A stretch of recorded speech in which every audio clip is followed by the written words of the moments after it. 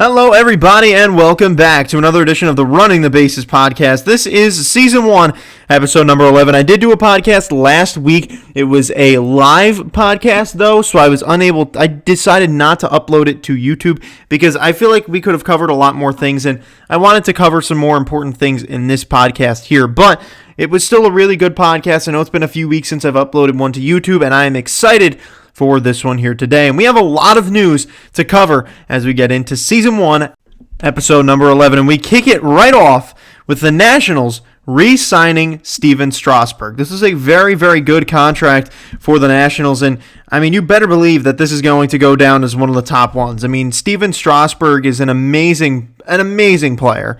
And he clearly carried the Nationals to that World Series, won the MVP award in that World Series. But he agreed with the Nationals to a 7-year, $245 million deal worth $35 million per year with the Washington Nationals. That broke both David Price and Zach Greinke's record.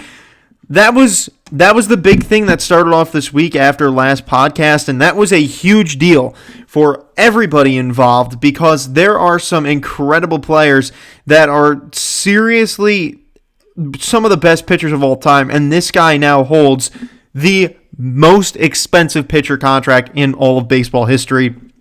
It's truly an amazing contract, and for the Nationals, $35 million is a lot of money. They knew they were probably going to lose Rendon, which is why they decided to go out on their entire salary, basically, and spend it on this pitcher. I mean, there's no reason not to. If you're the Nationals, this is a no-brainer move. You have to go back and get Strasburg. You have to go and get him. You have to get this guy under your control. I mean, if he wins you a World Series, he needs to be on your team for a long time. And that's exactly what he did.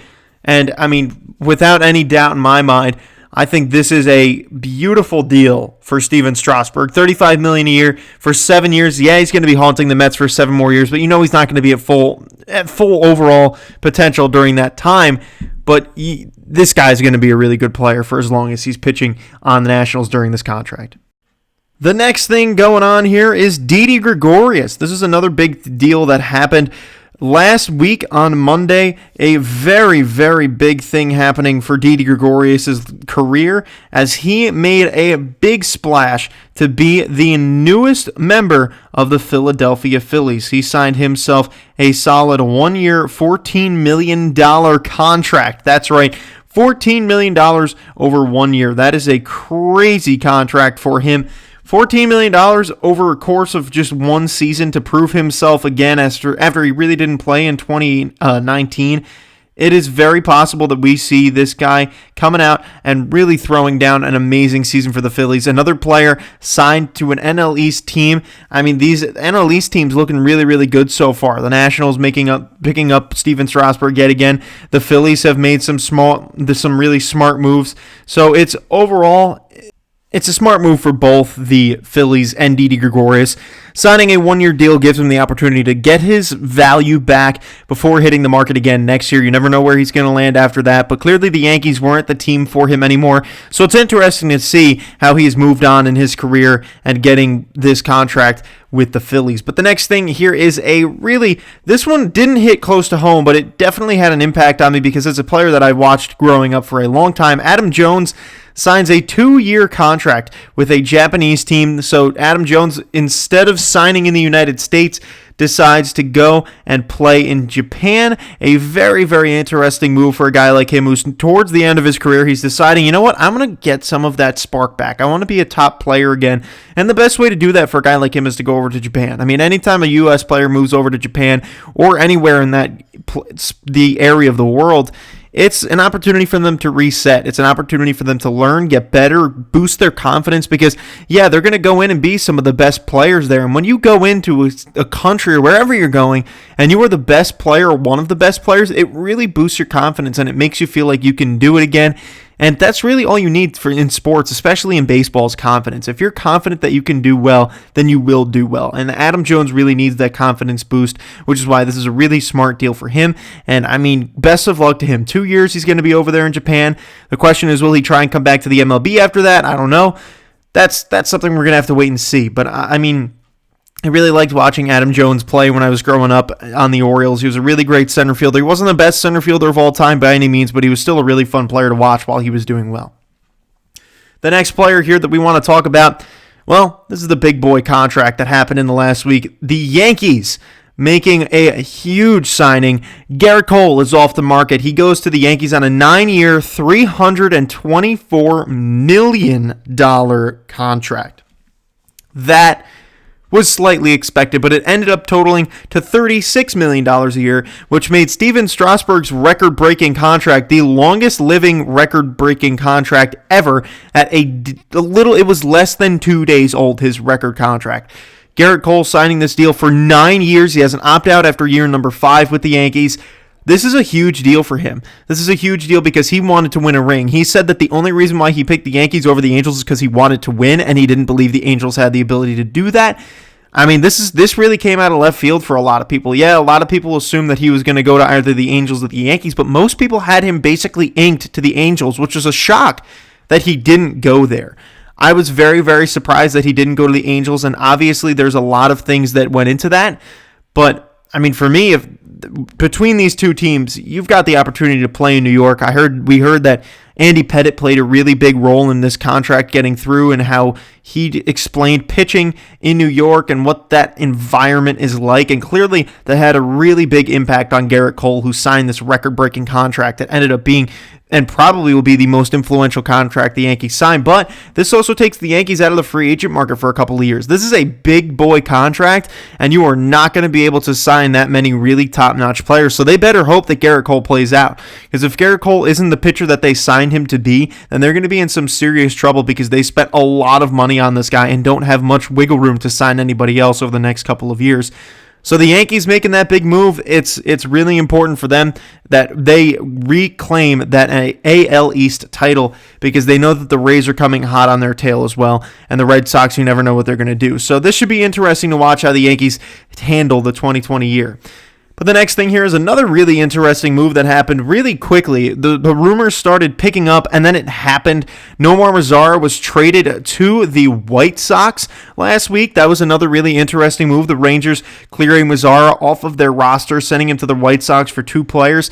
That was a really smart move in terms of the White Sox to get a player like that. The White Sox clearly are ready to play. They are very, very ready to go out there and perform the way that they know they can. I mean, they made a signing of Yasmani Grandal, the best catcher on the market. I mean, it's just plain and simple. The White Sox believe they can contend. I'm not sure why, because I don't really see that team being as successful as they hope it to be. But maybe in a year or two, they can actually contend for some 500 baseball, which is why Nomar Mazara could end up being a good piece in here. But he has obviously fallen off a lot since his prime time start to his career. When this guy came up, he seemed like he was going to be one of those players who was going to hit 30 home runs and bat 280 a season, which is always really, really beneficial. But he hasn't been that player as of late. His stats have obviously been a lot lower than he would want it to be and that the Rangers wanted it to be. And this really gives the Rangers an opportunity to go out and sign a big-time player to be in the outfield now that Mazara is gone. So the White Sox, a smart move for them, and I think it'll probably end up working out in their favor once if he starts playing the way he used to. The next player here that I want to talk about and the next move that I want to talk about is one that hits home to me, obviously, in the Mets signing Michael Wacha. This is a very interesting signing that happened last week. It was a very cool move, in my opinion. I mean, the winter meetings was all over the place. A lot of things happened. Strasburg and Cole signing right away. And then, I mean, with this move, the Mets have been saying that they need a number 5 pitcher. And I thought it was going to be Rick Porcello. I really did. I thought they were going to go out and sign Rick Porcello, but they ended up going out there and signing Michael Wacha to be their number 5 pitcher, which I find to be very interesting because doing that filled up their number 5 hole now that Zach Wheeler's gone. So their rotation right now after this signing looked like Jacob deGrom, Noah Syndergaard, Marcus Stroman, Steven Matz, and now Michael Wacha. And Wacha's been quoted saying that he is not going to be that number 5 starter. He said that he wants to be better than that. He's ready to play on a big team, and he's ready to win again and be the player that he believes that he can be. So good for Michael Wacha. I'm excited to see him pitch all year next year. I know what he can do, and if he can live live up to the player that he once was. This guy could be a really serious pitcher for the Mets, and the Mets could end up having one of the best rotations, if not the best rotation in baseball. But back with the pitchers, continuing with the pitchers actually, we've got Tanner Roark signing to the Blue Jays. He's another player that I assumed that the Mets are going to sign. I thought he was going to go right over to the Mets. I didn't think it was that big of a surprise that he was talking about the Mets, well, that the Mets are talking about him, but then he ends up, after the Mets signed Michael Wacha, there really was clearly no room for the Mets to sign Tanner Roark, so he goes to the Blue Jays, and I think it's a good move for him. They are not a winning team, obviously, but he is a veteran presence on a team that really has good players and young players. He is a veteran guy. He's been there before. He's been in big spots. He knows how to train a team and how to make a team feel like they can win, and I think he's that kind of player that will bring a nice spark to that pitching rotation that's really not there anymore. It's a very lackluster starting rotation. He will probably be their ace once he starts pitching next year, so good for Tanner Roark. I think he really deserved this contract, and he got a really solid amount of pride going into this, I'm sure. But continuing again with the pitchers, our third straight pitcher talk, this is Blake Treinen. He was signed by the Dodgers last week. The Los Angeles Dodgers, Marco Peralta, a current co-host on the podcast. Obviously, I'm by myself today, but Marco was very happy about this. Blake Treinen getting obviously one of the highest touted awards in terms of being one of the best relievers in all of baseball. He is seriously one of the best in the game. Last year was a bit of a down year for him. There's no denying that. But if this guy can pitch the way that he can, then the Dodgers have one of the top bullpens now in baseball with this dude and Kenley Jansen in the back half of their bullpen. They are going to be really dominant in the 8th and 9th innings if Jansen can pitch the way that we know he can and Treinen can as well. But this is a very, very risky move because, I mean, with the way Treinen has been pitching this year and the way Jansen looked this year, this could end up blowing up in their face and they might end up having a really terrible 8 and 9. But you never know. I mean, there's always red flags that go around people that had years like Treinen did, and there always will be, because you never know how they're going to perform. You never know if they're going to be able to bounce back. They might be too much in their own heads. So for the Dodgers' sake, this could end up blowing up in their face, but it could also end up being the best move they make in the entire offseason. So for Blake Treinen and the Dodgers, this is a very, very interesting move here, and I think I think it'll work out for them.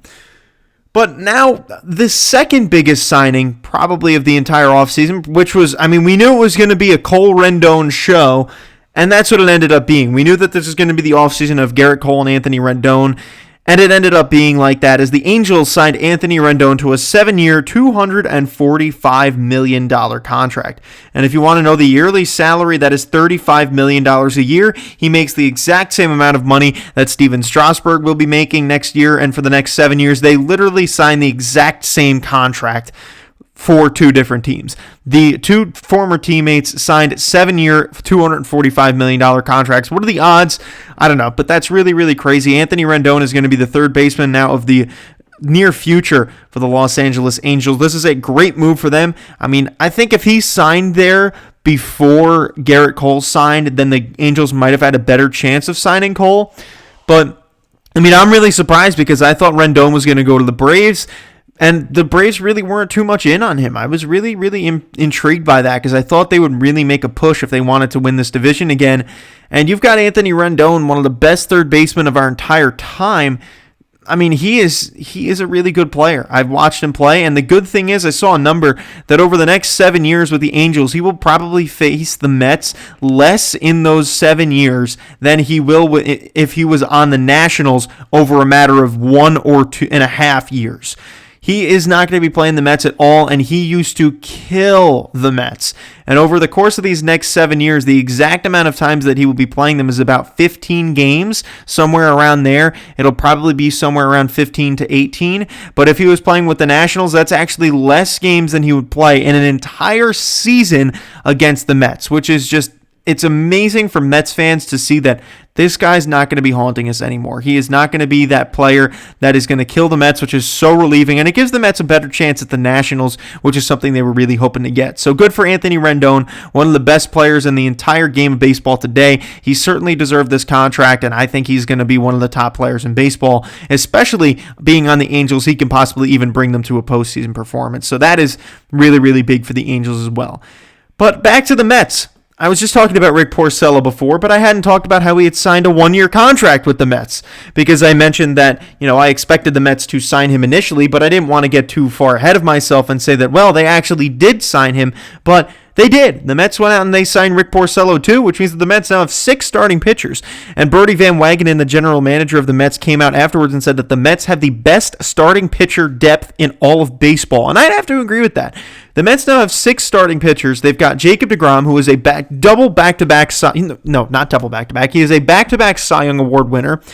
Noah Syndergaard, who the Mets are really anticipating to have a really good year this year. Marcus Stroman, who is going to be starting his first full season on the Mets after having a really good end to his season. Steven Matz, who's really up in the air. He's probably the biggest crapshoot in the entire team. And now you've got Michael Wacha, a guy who is a former top pitcher in all of baseball, and same with Rick Porcello. The Mets making some really good veteran pitcher moves. I mean, the question is, what are they going to do with Porcello? If they promised Wacha a starting rotation spot and they still view Steven Matz as a starting pitcher, which they do, as they have been quoted to say after signing Michael Wacha and Rick Porcello, the big thing for me is, what are they doing with Rick Porcello? Is he going to be in the bullpen? Is he going to be in the minors? Are they going to trade him for somebody else? I don't know. But there have been a lot of things that have been coming out saying that Rick Porcello came into the offseason and he said, I want to sign with the Mets. That blows my mind. But he has been quoted saying, I came into this offseason with the New York Mets in my eye. I wanted to sign with them. And he reportedly turned down multiple longer contracts with more money just to sign a 1-year deal with the Mets. That is some pretty impressive stuff. And that makes me believe that he's going to be really happy to pitch in New York. You don't want a guy signing with a team where he might not be happy playing for them. But this guy is ready. He wants to pitch for the Mets, and he is ready to try and win a ring for this team and possibly even compete with Jacob deGrom as a Cy Young Award candidate if he can get himself back to the pitcher that he once was. I don't see that ever happening, but still, if this guy can squeeze into our rotation somehow, some way, I think it is a great opportunity for the Mets to have some incredible starting pitching. But going across the town in New York, the Yankees re-signing Brett Gardner to a 1-year contract. I think this was not really much of a surprise. Over the few days before this had happened, it was really rumored that the Yankees were just waiting to sign the contract with Brett Gardner because they had a deal in place, but they hadn't actually signed the deal. But going into this offseason, there was a lot of questions as to whether Gardner would go back or if he would go somewhere else. Obviously, he really wanted to stay with the Yankees. I thought he could have gone to the Cubs. I think that was a very smart move for the Cubs if they would have gone after him, but they decided not to. The Yankees end up re-signing the left fielder to a 1-year contract, which is really a smart move for him. Not so sure how smart it is for the Yankees because they do have players that they want to have come up, like Clint Frazier, who's been blocked by Gardner for the last couple of years. Yes, he's had injury issues, but still, this is an opportunity for Brett Gardner to possibly regain some of that respect that he lost when he really is just dropped as a player overall. So this is a good move for Brett Gardner, and I think he can end up getting a really solid year out of this, possibly coming off the bench for the Yankees. Now we go down to another AL East team, the Tampa Bay Rays. I'm going to botch this name, but just bear with me here. The Rays signed Yoshito Tomo to a 2-year contract. I think I did a pretty good job saying that, but Yoshito Tomo, I'm going to stop saying his name now because I've said it already enough, but he signs a 2-year contract, and apparently this guy is going to be one of the best players that we have even seen look, it is a good deal for these guys on the Tampa Bay Rays. They don't have money to make moves, and they never really have, and you better believe that if these guys are going to be going out there and signing this kind of player, he is a really good hitter, and we have heard that this dude can hit really well. If he can hit the way that he has been projected to, he was making $400 million in Japanese money this year. So I think it is going to be really, really good to see how this guy is going to play out. He is a possibly really, really top-tier hitter. And, for the Rays, again, signing a guy like this to a contract who can end up being your next, maybe even Shohei Ohtani, it is, obviously he's not going to pitch, but it is still a really, really good move for the Rays to go out there, sign this kind of player. They don't have money to sign really anybody big, so signing this kind of guy is a really huge deal for the Rays, and I'm sure the Rays fans are really, really happy about that. And I know I would be if I were a Rays fan. They won the bidding war, even though I don't know if there really was a bidding war, but they won the war of signing this player. It's always difficult to sign an international player, especially a player from Japan. You know they get so much attention. And ever since he's gone to this contract and signed it, it has been really blowing up across baseball because a lot of people are anticipating him to be a really, really good player. So we'll have to wait and see about that. The Rays trying to add a really important bat to their lineup, so maybe that'll end up working out in their favor. But again, back with the Mets, the third bit of Mets news for the day. The Mets were able to rework the Yoenis Cespedes contract to less than $10 million in 2020. He is going to be making less than $10 million in 2020 as opposed to the $29 million he would have been making, which is absolutely awesome for the Mets. They are saving $19 million off of their salary at least for the year. That really frees their money up to spend somewhere else. They have been quoted saying they are not nearly done from this offseason. Yes, there's been a lot of mixed reports coming out about the Mets. There have been people saying that they are done. There have been people saying that they are not even close to done. There are people saying that they want to make a few more moves.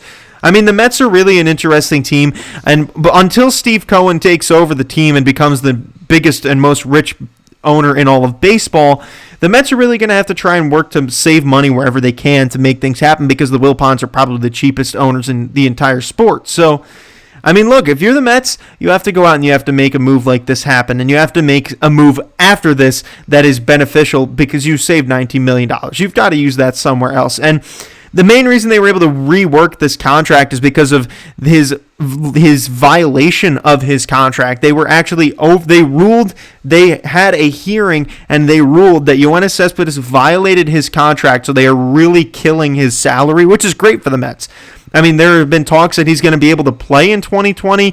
We don't know when that's going to be happening, but if he does play, he has the ability to make up to $10 million in incentives if he ends up playing well. So for the Mets, it's really a win-win situation. If they save $19 million off of their payroll, and if Cespedes plays and he plays well, then this guy's going to end up being a really good player on the team. So it's a win-win. It's either you have Cespedes coming back, playing well, and being a good part in the lineup, or they save $19 million. It's really a good way for the Mets to win this.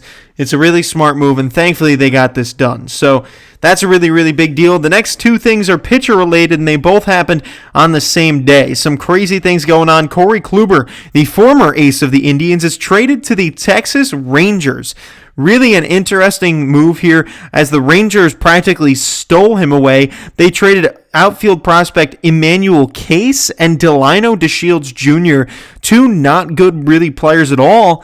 And this was a really interesting move. Corey Kluber is possibly one of the best pitchers in our day and age at his best. The guy has won a boatload of awards for his pitching performances. And you better believe that Corey Kluber is going to be a great pitcher for the Rangers. No, he has not been as solid in the last 2 years as he was before, but this guy still was amazing when he was hot. And, if this dude can perform like he did with the Indians for the Rangers will finally have a number one and number two pitcher with Mike Minor and Corey Kluber that can be dominant and will possibly get them even closer to 500. The Rangers are never going to crack 500 with the team they have right now, even with Corey Kluber. They need to make a lot of moves. They just traded away Nomar Mazara, which means that they now have they replaced Mazara with Kluber. So I really don't think, their offense is not good. They need really solid offense. They don't have that right now. And their pitching is probably their best aspect. They have two good starting pitchers. That's about it. So for the Rangers, this is a good move. And this is a move that Corey Kluber didn't have any say in. I'm not so sure if he's going to enjoy pitching for this team just because they are not going to win, and they probably won't win for a while. But you never know. We'll have to wait and see if the Rangers can possibly pick themselves up. But back to another former ace of a team. This is Madison Bumgarner, a former Giants player, signs with the Arizona Diamondbacks to a 5-year, $85 million contract. I know, for one, I am excited, and me and the other guys on this podcast have talked about possibly going to his very first start at Chase Field and watching that. I think that would be really, really cool. We haven't gone to a game yet together, and obviously when Bumgarner makes his first start for the Diamondbacks, it'll be in the beginning of the year. I think it's a great opportunity for us to go out there and possibly be at this game and watch Madison Bumgarner pitch. I mean, the thing I'm most excited about this contract is getting to watch him pitch over these 5 years. Madison Bumgarner is a masterful pitcher. I've never seen him pitch in person, and this dude, I mean, this is a steal of a contract. I mean, if you sign a contract like this is a crazy deal. This is overall, I mean, there's no way to put it other than the Diamondbacks really put out a really good number for him. And I mean, it makes me wonder why other teams didn't go out there and try and get him. He signed a $17 million a year contract. I mean, why weren't there more teams involved? Why weren't more teams going for him? I would take him for $18 million a year. I mean, come on. Go out there and sign a guy like this. This is a no-brainer of a contract for me. I don't think there's any reason why you would not want to do this. I mean, there are teams out there that need this kind of the pitching potential, and the Mets just shed $19 million off of their payroll. You might as well make a push for the guy. But the Diamondbacks with a really big signing, this actually puts them in serious contention to hold a wild card spot next year. Obviously, you're not going to be so close to the Dodgers with just one move, but the Diamondbacks are a good team, and they just proved that they are going to have a lot of boosting to their overall potential to win. The Giants with a very big loss here as well. That's another thing you have to keep in mind is how the team they came from is impacted, and the Giants are impacted heavily by this. He was by far their best player. They don't really have that many hitters, and their pitchers are really lackluster. And Madison Bumgarner was basically their only hope to make it to a postseason. So if the Giants want to win, they're going to have to make some more moves. And I don't see them doing that just now, which is why the Giants are probably going to end up going back to being a rebuilding team at some point in the upcoming future. But I really believe that this is a really good deal for both sides. The Diamondbacks getting a top-tier pitcher. He will now be their ace. Robbie Ray is reportedly going to be traded at some point, which means that I don't know why they want to do that. Why wouldn't you want to keep two starting pitchers that are really good players on your team? I don't understand it, but still, the D-backs have a really good ace, and I would take it any day. And the last bit of news from the week is Avisail Garcia signing a 2-year, $20 million contract with the Milwaukee Brewers. A very good deal for him. I mean, this offseason's been a very interesting one, but this is another really smart move that we've seen out here taking place. Avisail Garcia, one of the top hitters in baseball. He's probably the most underrated player in all of baseball, and he knows how to play. This guy can hit. This guy can field. I mean, he's not the best fielder in the world, but he's still a decent fielder.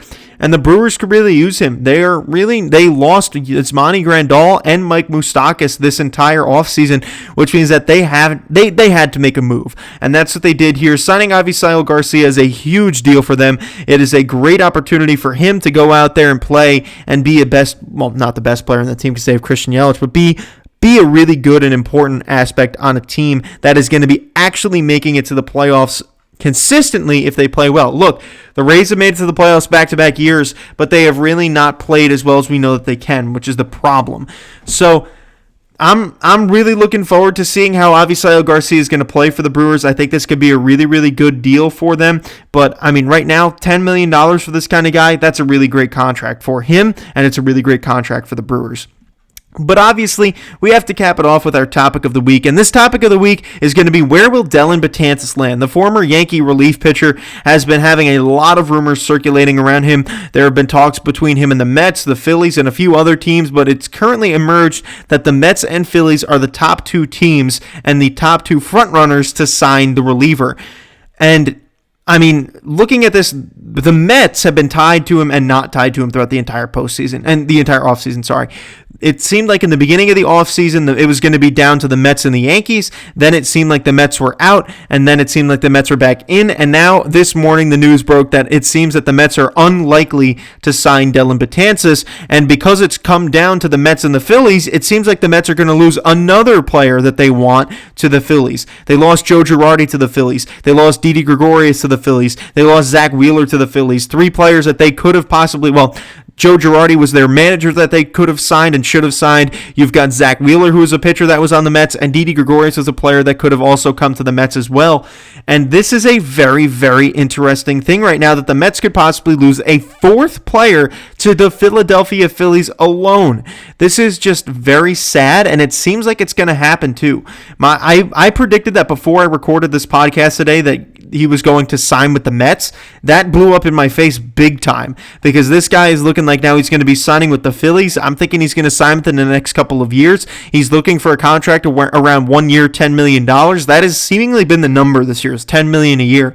But this is a terrible idea for the Mets to not go after this guy. You just saved yourself $19 million, and this guy wants $10 million. Yes, I know the Mets want to be able to use and save as much money as possible. They are the cheapest team in baseball that I've ever seen. And, I mean, come on. This is a no-brainer. You need to sign this guy. You need to keep him away from the Phillies. And the only reason I would accept this is if the Mets had kept or gotten one of the other three guys that the Phillies did, if I knew the Phillies were involved. So, I mean, man, this is it's a very heartbreaking move for the Mets to not go for him, and seemingly unlikely to sign Betances, because this just means that the Mets are going to be buried by the Phillies next year if they can keep up with this tearing away of players from the Mets and things from the Mets. I mean, they've got Joe Girardi, who could be one of the best managers in all of baseball. They've got Zach Wheeler, who when he's good, he could be a really great pitcher. They've got Didi Gregorius, who can hit very well if he's on. I mean, they've got a really good team. And I think the Phillies are going to be really, really good at getting this done.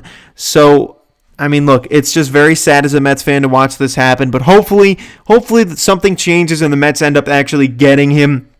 But I'm making a prediction that by the next I think it's very safe to say that by the next podcast, we'll know that Dellin Betances has gone somewhere, and I'm making a bold prediction and a pretty easy prediction that he's going to go to the Phillies. So, sad to see it happen. Hopefully it doesn't work out for the Phillies. That's all I can hope for, but that's going to do it for this podcast, everybody. It was a nice, short, and sweet one. This is Season 1, Episode 11. Thank you, everybody, for watching. We will see you guys all next time. Tell me pretty lies, look me in the face. Tell me that you love me, even if it's fake.